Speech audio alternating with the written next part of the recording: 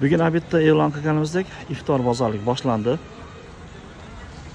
Patirnan oldida iftorlik bozori boshlandi. Bu joyda nimalar bor desangiz, boya aytganimdek 8 xil salat hozircha 4 ta 5 tasi bor ekan. Pishirilgan kalla bor, xalades bor, patirlar, tomchi somsa, xullas kalam siz ko'rib turgan barchasi o'ta chiroyli holatda pishirilib, домашний условияda pishirilgan narsalar hammasi. Kelib keting. Manzilni yana bir aytib qo'yamiz. Kiyev katta masjidning oldi.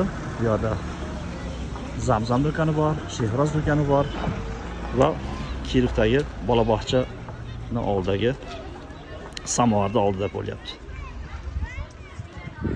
Tezroq kelib olib qoling, tugayapti.